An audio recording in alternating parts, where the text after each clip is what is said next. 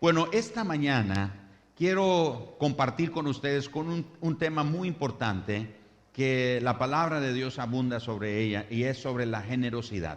Vamos a hablar sobre la generosidad. Ahora, los que han participado aquí en la iglesia haciendo el test de dones, seguramente tienen una idea de lo que es la generosidad y dice, yo tengo ese don, el don de generosidad. Pero la generosidad, si bien es cierto que es un don que podemos identificar en el test de dones que hacemos aquí en la iglesia, es más que un don, es la actitud de todo hijo de Dios. Si usted y yo somos hijos de Dios, no tenemos que tener una actitud o un pensamiento de decir, bueno, yo no soy generoso porque yo no tengo ese don. O yo no participo de esto o de aquello, o no apoyo aquello o lo otro, porque yo no tengo ese don. Eso que lo hagan las personas que tienen más dinero o a los que Dios toca su corazón, pero conmigo no, porque yo no tengo ese don. Vamos a aprender al respecto de lo que la palabra del Señor nos enseña conforme a la temática de la generosidad. La Biblia, de principio a fin, nos anima a todos nosotros a ser generosos. Y en cuanto a la generosidad, Dios se encarga de evaluar nuestro corazón cuando nosotros estamos dando. Y lo que Dios evalúa cuando nosotros estamos dando es la actitud de nuestro corazón en cuanto al dar. Por eso la palabra de Dios dice en Mateo 23, verso 23, ay de vosotros, escribas y fariseos hipócritas, porque diezmáis la menta y el eneldo y el comino, y dejáis lo más importante de la ley, la justicia, la misericordia y la fe. Esto era necesario hacer sin dejar de hacer aquello. ¿A qué se refería Jesús cuando dice era necesario hacer esto sin dejar de hacer aquello? Es decir, que podríamos, en este caso Jesús le está reprochando a los fariseos y les dice, ustedes debieron honrar a Dios con los diezmos y ser tan celosos con ellos, pero sin dejar de practicar la justicia, la misericordia y la fe. Por eso es que la generosidad tiene que ver con un asunto del corazón, tiene que ver con una actitud de nuestro corazón. Así que la mejor forma de dar tiene que ser con una actitud de amor. Tenemos que dar con amor. Y cada vez que nosotros damos cualquier cosa y la damos con amor, tenemos que tener presente esto, que es como que si se la diésemos directamente al Señor Jesús. Cada vez que usted y yo le ofrecemos al Señor algo, tenemos que hacerlo con amor, pero también teniendo el entendimiento que se lo estamos entregando a Él directamente. Ahora, al darle al Señor, debemos hacerlo como un sincero acto de adoración. Por eso usted escucha aquí en la reunión, aquí en la iglesia, que cuando viene el tiempo de ofrendar o participar de nuestro momento, cuando traemos ofrendas y diezmos, generalmente yo menciono que es nuestro acto de adoración también, porque lo es. Pero no solamente cuando venimos aquí a la congregación y entregamos de nuestras finanzas, que es un acto de adoración. Todo lo que representa la generosidad, todo lo que se desprende de la generosidad tiene que ser visto como un sincero acto de adoración, en primer lugar, porque Jesús es nuestro Rey, ¿no es cierto? Segundo, porque Él es nuestro Señor, así es. Tercero, porque Él es nuestro Creador. Entonces nosotros tenemos que venir delante de Él con un acto de adoración sincero, porque tengo este entendimiento que Él es mi Rey, Él es mi Señor y Él es mi Dios. La Biblia nos enseña que Él es el Creador y nosotros sus criaturas. Dios definitivamente y Jesús merecen ser el primer lugar en nuestra vida. La palabra de Dios dice en Mateo capítulo 6, verso 24, y leo textualmente: ninguno puede servir a dos señores, porque aborrecerá al uno y amará al otro, o estimará al uno y menospreciará al otro. No podéis servir a Dios y a las riquezas. De manera entonces que Dios merece siempre el primer lugar en nuestra vida. Y en este tema de la generosidad, Dios está en primer lugar en nuestra vida. La Biblia dice que no podemos tener dos señores, que podemos servir solamente a uno, amar a uno, pero no a dos. Tenemos que honrarlo a Él. Y si Dios es nuestro Dios, nuestro Señor, nuestro Salvador, entonces nosotros tenemos que presentarnos delante de Él con ese entendimiento que Él es lo primero en nuestra vida. Y todo lo que se desprenda de ese entendimiento en lo relacionado a la generosidad, lo tenemos que considerar como un acto de adoración. Cuando nosotros venimos a Cristo, la mayoría de nosotros, bueno, la mayoría no, realmente todos, cuando venimos a Cristo e iniciamos la vida cristiana, es normal, es hasta cierto punto comprensible el hecho de que nosotros no queramos dar, nos cuesta dar. El peligro es que pase el tiempo en la vida cristiana y sigamos con la misma actitud, que no nos gusta dar, no nos gusta ser generosos, no nos gusta practicar la generosidad. Pero es comprensible que cuando uno viene a Cristo, uno viene con la mentalidad de los niños. ¿Usted vio a los niños? Los niños tienen un juguete y usted le pregunta al niño, ¿de quién es ese juguete? Y él dice, mío. ¿Y de quién es eso? Mío. ¿Y de quién es su papá? Mío. El niño va creciendo que todo es de él. Y nosotros los seres humanos crecemos y vamos con esa mentalidad de que todo es nuestro.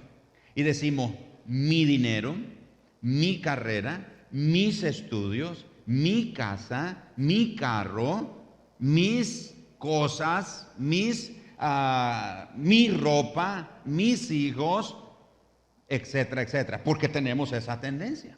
Es por eso que cuando venimos al Evangelio y venimos a la iglesia, vemos como algo raro, como algo fuera de lo común, el hecho de que nos invitan a dar y que haya en una reunión el hecho de que nosotros demos. Y si venimos de la iglesia tradicional, generalmente vemos que la gente, y se usa ese término de limosna, vamos a dar una limosna, y la gente se siente bien dando una cosita ahí, pensando que con eso está agradando a Dios. Y venimos a la iglesia evangélica, a la iglesia cristiana, y escuchamos la palabra de Dios que nos enseña a nosotros ser generosos, y uno dice, no, eso ya no me gusta. Y me parece que no soy tan de acuerdo con eso. Está bien ser salvo, ir al cielo, me encanta esa idea, pero de ahí a practicar la generosidad como que no me gusta mucho. Sin embargo, a medida que nosotros vamos escudriñando y estudiando las Escrituras, nos damos cuenta que la palabra de Dios enseña mucho al respecto. Pero al aprender de lo que ella nos enseña, ocurre entonces algo. Comienza a cambiar nuestra mentalidad, comienza a cambiar nuestros conceptos y nuestros pensamientos. Y ahora queremos dar, ahora queremos participar, ahora pensamos en honrar a Dios con los primeros frutos, queremos honrar a Dios con las primicias. Hay hermanos aquí que vienen a la iglesia y a veces me trae un canasto de plátanos o de pipianes y dice, mire pastor, eso fue la primicia de lo que era mi cosecha en la huerta, etcétera. Y, en fin, queremos entonces dar. Pero ¿de dónde nos surgió ese deseo de dar? No fue porque de la mañana a la noche se nos ocurrió y tuvimos así una inspiración de algún lugar y, sí, ahora yo quiero dar. No, es que comenzamos a escudriñar las Escrituras y encontramos de que es necesario practicar la generosidad. Sin embargo, enfrentamos otro problema. Y el otro problema es que nosotros tenemos una cantidad ilimitada de necesidades y una cantidad limitada de recursos. Y entonces comienza la batalla. Estoy consciente que antes de venir a Cristo yo no era tan voluntariosamente decidido a dar.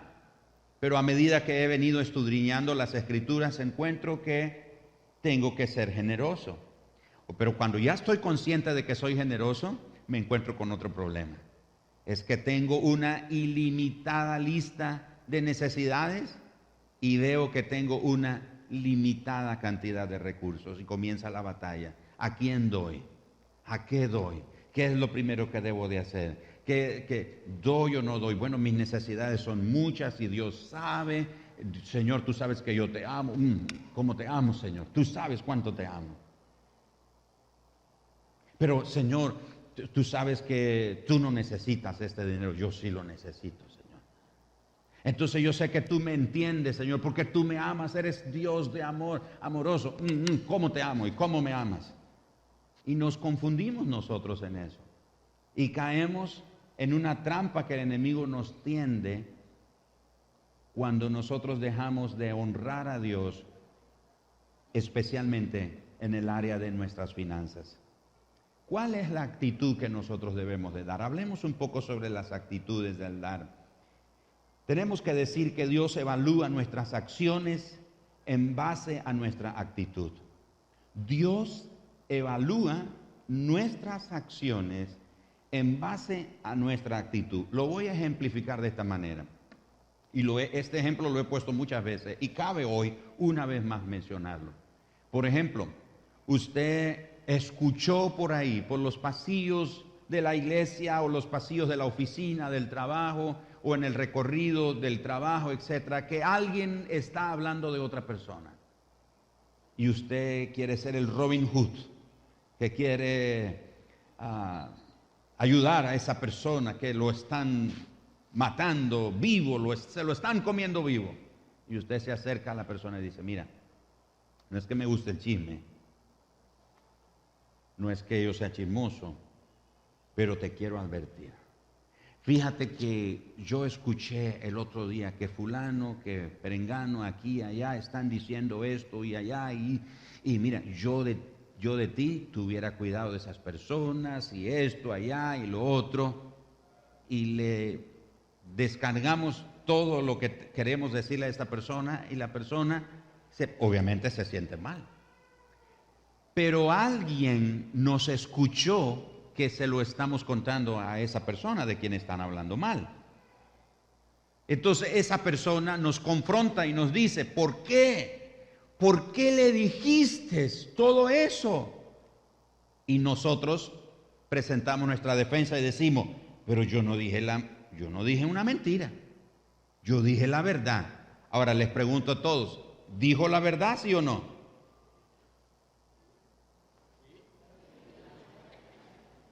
¿Dijo la verdad, sí o no? ¿No es cierto que ustedes han estado hablando de esa persona? Entonces él los oyó y él se los contó. Él dijo la verdad. Pero, ¿con qué intención? ¿Me estoy explicando? O sea, sí dijo la verdad, pero ¿cuál era la intención? En otras palabras, la acción que hizo tenía una actitud, tenía una intención. Lo mismo es con Dios. Dios evalúa nuestras acciones en base a la intención que tenemos nosotros o en base a la actitud que nosotros tenemos en nuestro corazón. Y si hablamos de actitud, examinemos la actitud de Dios. En Juan capítulo 3, versículo 16, encontramos la máxima expresión de la actitud de Dios. ¿Y sabe cuál es la actitud de Dios? La actitud de Dios es la actitud de dar. Diga conmigo, la actitud de Dios, no los escuché, la actitud de Dios es de dar. Leamos Juan 3:16, porque de tal manera amó Dios al mundo, que hizo, que ha dado o que dio, ¿a quién? A su Hijo unigénito. Ahora es importante que entendamos o comprendamos bien esa palabra unigénito. La palabra unigénito no es lo mismo que primogénito. Primogénito es primero. Unigénito quiere decir que es único en su género o en su clase, que no hay otro.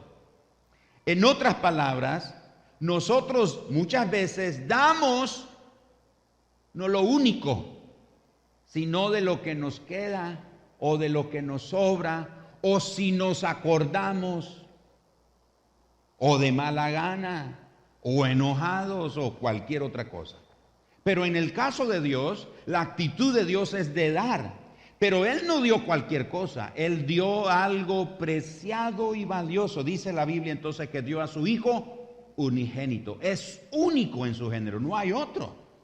No hay otro Jesús, no hay otro Cristo. No fue que Dios se desprendió de su unigénito Hijo y dice, no hay problema, lo voy a dar, de todos modos tengo otro. ¿A cuántos de nosotros nos regalaron algo y la persona que nos regaló nos dice, y uno, a ver, ¿cómo lo voy a presentar de esta manera? A veces algunos de nosotros pedimos algo. ¿Cuántos han pedido algo? Así, no sé si decir descaradamente o abiertamente. Ay, mira, pero qué bonito. ¿Cómo me gustaría tener algo como eso? Y que la persona nos dice, ¿te gusta? Dice, sí, te lo regalo. Y uno se hace el rogado. No, pero ¿cómo te lo vas a desprender? Eso es tuyo. Pero uno por dentro que insista. Y la otra persona, no, por supuesto, te lo regalo. Pero ¿cómo te vas a...? Y entonces la otra persona nos dice, no te preocupes, de todos modos tengo otro. ¿A cuánto les pasó eso? Que le dieron algo y la persona dice, no te preocupes, de todos modos tengo otro. El padre no tenía otro. ¿Me estoy explicando? Lo que él dio fue lo único que tenía. Su actitud de dar es sorprendente. Una de las cosas que yo he aprendido en cuanto a Dios es que Él nunca nos pide a nosotros hacer algo que Él no haya hecho. Cuando Dios nos invita a dar, ninguno de nosotros nos podemos poner las manos en la bolsa y agarrar lo que andamos y decir, Dios, ¿tú me estás pidiendo a mí? Y Dios dice, sí, ¿pero por qué? Bueno, primero porque tú dices que yo soy tu Dios. Segundo, porque tú dices que yo soy tu Señor. Tercero, porque tú dices que yo soy tu Salvador. Segundo, ¿por dónde quedé? Tercero, cuarto, porque tú dices que yo soy tu Señor, tu Salvador, tu sustentador, tu proveedor, etcétera. Pero sobre todas las cosas, porque yo ya te di el ejemplo, yo ya di. ¿Se acuerda que Jesús nos enseña de parte de su Padre que perdonemos? Y uno dice, ay, pero es que perdonar, y es fácil para Dios decir y perdonar. ¿Y cómo fue que dice Dios? Perdonen así como yo los perdoné. Entonces no hay nada que Dios nos pida hacer a nosotros que Él no haya hecho primero. Y en cuanto al dar, en cuanto a la generosidad, ninguno de nosotros le podemos meter la mano a Dios en ese sentido, ¿verdad? Porque Él, por supuesto, nos sobrepasa. Ahora, notemos la secuencia en este versículo. Dios amó, por eso dio. Entonces, la actitud de nosotros para dar tiene que ser por amor. Ahora yo le pregunto, nos preguntamos todos aquí, ¿cuántos de los que estamos aquí amamos a Dios? Yo quiero ver las manos en alto de todos los que aman a Dios. Cámaras, enfóquenlos. Entonces, la generosidad es un asunto de actitud, y la actitud es de amor. ¿Por qué doy? Porque amo. ¿Por qué Dios dio? Porque Él amó. Así que esa es la secuencia. Así que porque Dios es amor, también Él es un dador. Y Él evidentemente nos dio el ejemplo máximo al respecto. Fíjense lo que dice 1 Corintios capítulo 13, versículo 3. Es muy importante tener una actitud de amor cuando damos. Dice el apóstol Pablo en 1 Corintios 13, verso 3, perdón, y si repartiese todos mis bienes para dar de comer a los pobres, y no tengo ¿qué cosa? Gracias, hermano. Lo leemos nuevamente, gracias. Y si repartiese todos mis bienes para dar de comer a los pobres y no tengo, ¿qué cosa? ¿No los escuchó? Dice el texto bíblico, de nada me sirve. ¿Por qué? Porque la actitud de amor no está presente. Así que es difícil encontrar algo más loable que darle todo a los pobres. No hay, definitivamente. Y de hecho Jesús dijo que los pobres siempre iban a estar entre nosotros. Pero si se hace con la actitud equivocada de no amor, entonces de nada sirve a quien esté dando algo si no está acompañada de amor. Así que la actitud para dar tiene que ser una actitud de amor. ¿Por qué doy? Porque amo. En la economía de Dios es infinitamente más importante la actitud que la cantidad que se da. El espíritu es más importante que la suma. La actitud, la intención. Estoy agradecido, Señor. Es como servir a Dios. No servimos a Dios por el compromiso, servimos a Dios porque estamos agradecidos. Dice el libro de Hebreos en el capítulo 13, habiendo recibido un reino inconmovible, mediante la gratitud servimos a Dios. Entonces servimos a Dios no porque me dieron un cargo, no porque me dieron una responsabilidad, sirvo a Dios porque estoy agradecido. Si usted no sirve, y hemos oído esa expresión, el que no sirve, no sirve. Pero si no sirve es porque usted muestra una actitud de falta de gratitud a Dios.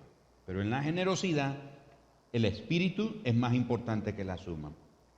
Los fariseos tomaban ese cuidado tan meticuloso de dar la cantidad exacta. Ellos hasta diezmaban la última hojita de menta en sus cultivos, ahí en sus casas. Pero por la actitud equivocada que ellos tenían, el Señor Jesús los reprendió. Porque Él va más allá de la cantidad, Él ve más allá de la cantidad que nosotros damos. Él ve el corazón.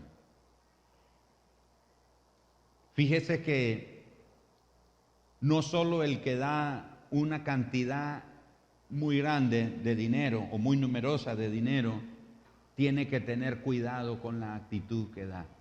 También el que da lo más poco tiene que cuidar la actitud de su corazón. Porque para Dios no prima la cantidad. Para Dios lo sobresaliente es el espíritu y la actitud. ¿Me estoy explicando? Así que yo podría dar la ofrenda o la semilla más pequeña, pero si mi corazón no es recto delante de Dios, no es agradecido, no tiene una actitud de amor, Dios no lo recibe con agrado eso. O pudiera dar la ofrenda más generosa, pero si mi corazón y mi actitud no es la más correcta igualmente. ¿Se acuerdan que los fariseos daban para que la gente los viera? Y dice que sonaban trompetas. El otro día escuché algo interesante en cuanto a que sonaban trompetas. Es que ese comentarista estaba mencionando lo siguiente, que cuando llegaban al templo y ponían sus ofrendas, los ponían en un tipo de, como en un, ¿cómo se llama? Como en un canal, un conducto ahí donde ponían la ofrenda, y cuando las ofrendas caían sobre ese conducto había mucho ruido. O sea, entre más abundante sea, y en ese momento ahí sí que las ofrendas no eran silenciosas, porque no habían billete, era moneda. Entonces, cuando Jesús dice que vio a la mujer viuda que puso las únicas 2 moneditas que tenía, el sonido que hacen 2 moneditas no se compara con el sonido que hace de alguien que puso una ofrenda generosa. Y dice Jesús, ellos aman el que la gente los vea y hacen sonar trompeta. No es que cuando ponían la ofrenda andaban con su mariachi ahí y le sonaban unas trompetas, no, sino que era por el sonido que hacía cuando caía. Escuché a este comentarista mencionar eso y me llamó poderosamente la atención eso. Así que la actitud de amor es importante. No es la cantidad, es la actitud. Puede ser lo más poco, pero tiene que ser la actitud que agrada a Dios. O puede ser lo más generoso, pero igual es la actitud. Todos por igual tenemos que cuidar nuestra actitud. El Señor Jesús siempre ve el corazón de quien está dando. Para que nuestra ofrenda entonces tenga algún valor, debe ser dada con un corazón de amor. El fundamento para que podamos dar con el corazón lleno de amor es reconocer que todas nuestras ofrendas se las estamos dando a Dios mismo. Se las estamos entregando a Dios mismo. Solamente que a través de los hombres y para el beneficio de los hombres. Es interesante, pero que en el Antiguo Testamento, cuando la gente traía las ofrendas no eran como en nuestro tiempo, donde nosotros traemos dinero. Lo que la gente llevaba era animales, vegetales, o granos, o vino, aceite, etcétera, o un corderito para el sacrificio. Ahora era interesante, no habían ujieres ahí para recibir las ofrendas. ¿Sabe quién era el que recibía las ofrendas? Era el sacerdote. Era el sacerdote el que tomaba las ofrendas. Por eso es que en la iglesia es el pastor el que debe recibir las ofrendas. Había un tiempo cuando aquí en la iglesia yo invitaba a líderes que levantaban las ofrendas. Y escuché un día al pastor Mike, y luego hablando con el pastor Rafael sobre eso, él dijo sí. El que debe recibir las ofrendas es el pastor, es como el sacerdote en la casa, es el que debe de recibirlo. Y por eso es que nosotros venimos y participamos de este tiempo, les guiamos a ustedes. Y obviamente lo estamos entregando a Dios, pero lo reciben hombres, lo recibimos hombres, y es para el beneficio de hombres. No lo mandamos a la cuenta de Dios en el cielo, lo usamos aquí en la tierra. Pero el punto es que lo que doy, lo doy por amor. ¿Me está siguiendo? Lo damos por amor. Y lo doy a Dios es como que si Dios mismo lo estuviera recibiendo. Lo único que lo reciben hombres. En el Antiguo Testamento era igual. La gente lo traía a Dios mismo, pero lo recibía un hombre. Ahora, voy a avanzar un poco más al respecto. En Números capítulo 18, en el verso 24, encontramos un ejemplo de esta perspectiva. Porque a los levitas he dado por heredad los diezmos de los hijos de Israel que ofrecerán a Jehová en ofrenda. La tribu de Leví fue la única de las 12 tribus de Israel que no recibió una porción de tierra en la tierra prometida como heredad. La herencia o la heredad de ellos era Dios. Entonces Dios le enseñó al pueblo que de los diezmos que traían, los que servían en el templo iban a recibir su sustento, iban a recibir su alimentación o su manutención. De hecho, cuando las personas traían un animalito y lo sacrificaban, cuando lo degollaban, esparcían la sangre y hacían todo el ritual, no cree que solo la sangre era necesaria o útil en el sacrificio. Una vez que el sacrificio era hecho, entonces partían el corderito. O sea, habían expertos, ¿cómo le llaman esos? Cortadores o destazadores. Y destazaban el animalito y lo ponían ahí en una gran olla. ¿Y sabe lo que la ley por Dios estableció? Es que el sacerdote venía a la olla y con un garfio lo metía en la olla, y lo que él alara era su posesión, era de él. O sea, y nadie puede decir, bueno, y ese atrevido está agarrándome mi ofrenda. Porque Dios estableció que el sacerdote, y eso era para su manutención. El resto se usaba en las diferentes actividades o compromisos que tenía ahí el templo. Si simplemente damos a una iglesia, a un ministerio, a una persona necesitada, pero no está acompañada de la actitud correcta de amor, eso es solamente caridad. Podríamos dar a nuestra iglesia, podríamos apoyar un ministerio por allá o por otro lado, o ayudar a gente necesitada. Pero si lo que damos no tiene una actitud de amor para Dios, lo que estamos dando es un simple acto de caridad, pero no es considerado un acto de adoración. Así que, si usted nota, cuando se recoge la ofrenda en nuestras iglesias, tenemos que estar conscientes, debemos de recordar que lo estamos dando a Dios. Además de dar con un corazón de amor, una actitud de amor, debemos de dar con gozo. Segunda de Corintios 9, verso 7 dice, cada uno dé como propuso en su corazón, no con tristeza ni por necesidad, sino porque Dios ama al dador alegre. Fíjense que esa palabra alegre, esa palabra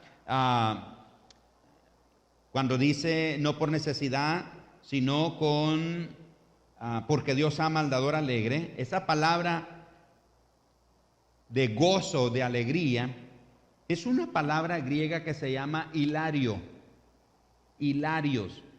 Y la idea de hilarios, escuchen esto, es interesante. La idea de hilarios es, la idea es de algo de gran regocijo, de gran alegría.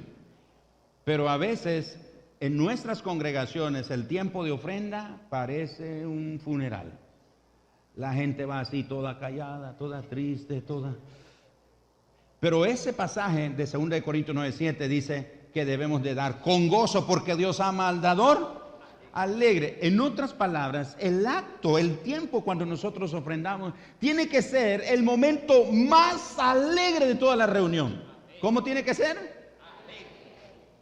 O sea, la gente debe pasar gritando. La idea de hilarios es alocado, gritos, así. Ahí sí que caben los gritos de júbilo. ¿Oyeron que a veces nos dicen grito de júbilo? Y todos gritamos grito de júbilo. Ahí sí cabe de verdad. Porque esa palabra, la idea de hilarios es algo de gran regocijo, de alegría, de gritos, de silbatos. Y bueno, el otro día vi un video en internet y en internet usted ve de todo. Vi un hermano que pasó a ofrendar hasta bailando y se da unos clavados. ¿Lo vieron ustedes? Y yo dije, voy a poner ese video ahí cuando pasemos el tiempo de la ofrenda. Tal vez algún hermano se lanza un clavado ahí, ¿verdad? Y esas voltaretas que hace, que vi a ese señor hacer. Fíjense que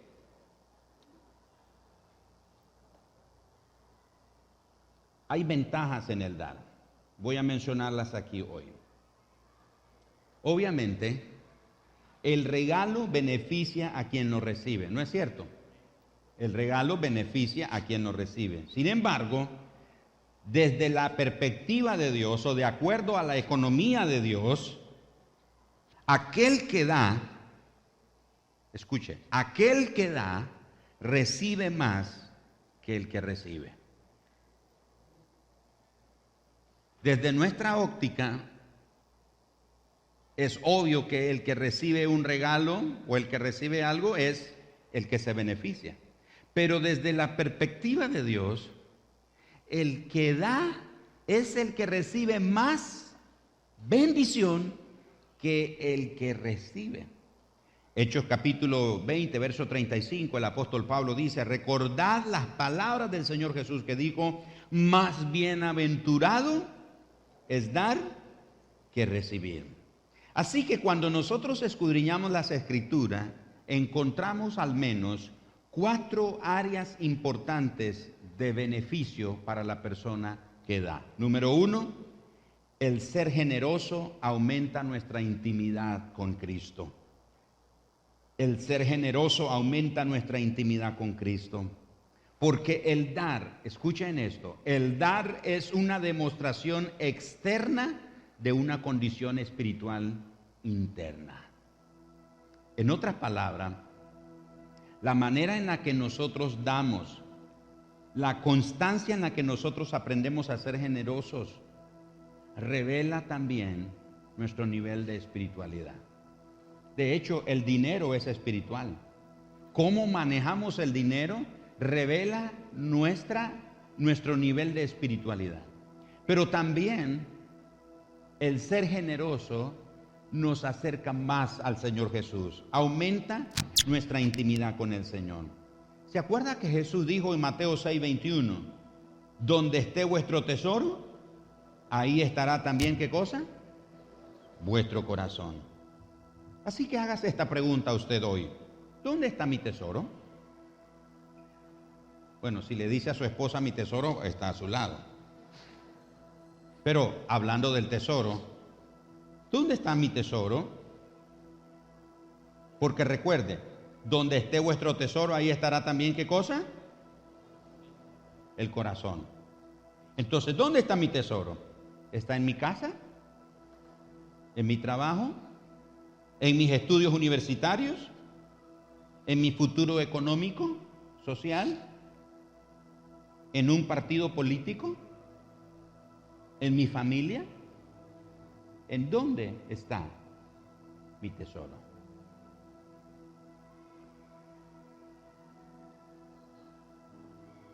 Allí donde esté tu tesoro, ahí estará tu corazón también.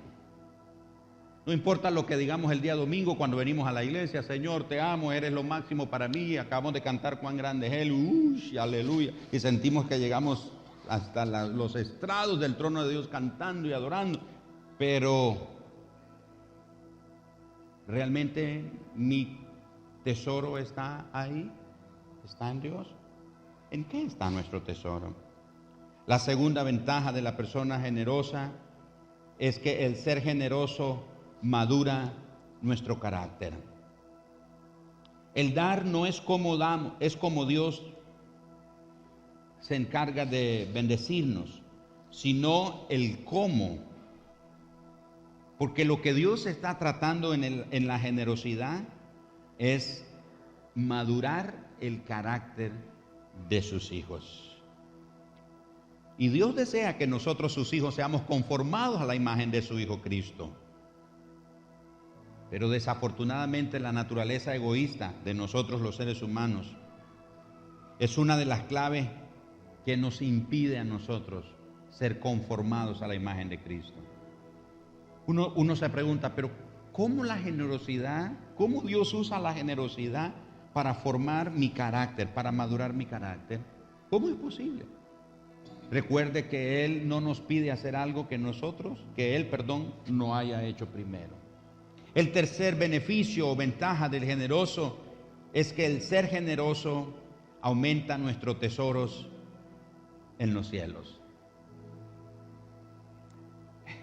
Vi una figura, una caricatura el otro día en este libro, y dice, está el encargado de rentas con un señor que tiene al otro lado del escritorio, y el señor está con su sombrerito así miedoso, y el encargado de rentas le dice, ¿cómo es que usted está haciendo tesoros en el cielo y no está haciendo las declaraciones de renta?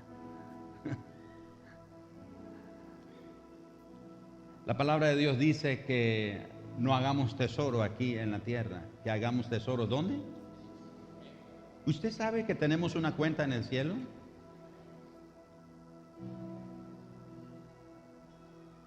Y algunos dicen, pero es ¿a poco, pastor? ¿Y qué número es? No sé.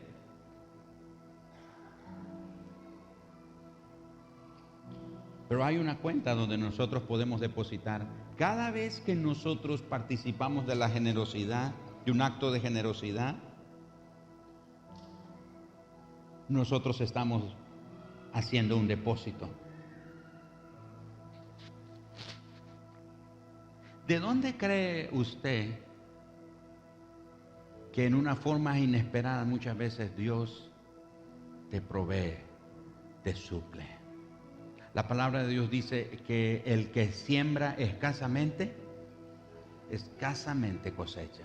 El que siembra generosamente cosechará. A veces nosotros decimos, Señor, ¿qué pasó? No me mandas nada, no te acuerdas. Pensemos cuánto hemos sembrado. Pero de lo que está en nuestra cuenta, nuestro Padre Celestial se encarga de proveernos. Y Dios dice, mira, revisa el ángel encargado de las finanzas ahí, por decirlo de esta manera, en el Banco Nacional del Cielo. Estoy parafraseando, ¿vieron? Nadie se ofende aquí porque de repente hay gente que dice, ay, el pastor está predicando locura. Por favor, estoy parafraseando. Dios le dice al ángel, revisa la cuenta de ese hijo. Y dice el ángel, ay, Señor, él no.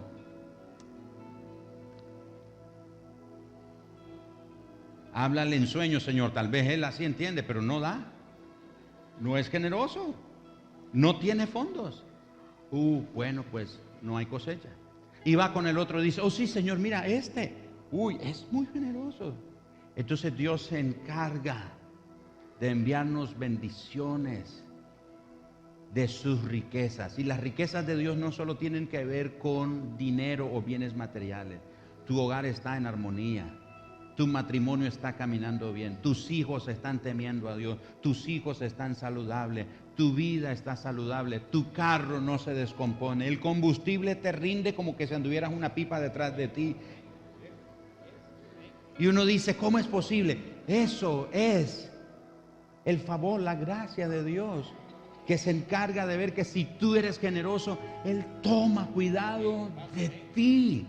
¿Me estoy explicando, hermano? Entonces sí hay una cuenta. Me encanta lo que el apóstol Pablo dice en Filipenses 4:17. No es que busque dádivas, sino que busco fruto que abunde en vuestra cuenta. Y finalmente, el ser generoso puede resultar en un incremento, por supuesto, de bienes materiales de la persona que da. Ser generosos también da un incremento material que regresa al dador. Y usted dice, pastor, yo no estoy de acuerdo con eso, porque si yo doy, yo no tengo que esperar a cambio. Es cierto, la actitud no debe ser, al dar no debe ser la actitud de voy a dar para que el Señor me dé. Pero es inalterable, es inmutable, es invariable, es incuestionable la respuesta de Dios. Proverbios capítulo 11, verso 24 y verso 25. Hay quienes reparten y les es añadido más. ¿Y les es añadido cuánto? ¿A quienes les es añadido más? A los que reparten o los que dan. Y dice, y hay quienes retienen más de lo que es justo. En otras palabras, sí es correcto retener o guardar, pero no puedes guardar más de lo necesario o de lo justo. Dice, y hay quienes retienen más de lo que es justo, pero vienen a pobreza. El alma generosa será prosperada, y el que saciare también será saciado. Es inalterable eso. Un beneficio para el generoso, con la actitud correcta de dar por amor y no para recibir algo a cambio. Da porque ama, no porque está esperando en una recompensa. Dios se encarga de aumentarle sus bienes materiales. Como le dijo el Señor al pueblo de Israel por medio de Moisés, he puesto delante de ustedes la vida y la muerte, la bendición y la maldición. Escojan qué. Estamos aprendiendo hoy de la palabra de Dios sobre la generosidad. Escoja usted hoy qué quiere ser. Uno que tiene un corazón generoso o uno que tiene un corazón que retiene. Pero el que tiene un corazón generoso será bendecido, y el que tiene un corazón que retiene estará en pobreza. Usted decide en dónde está.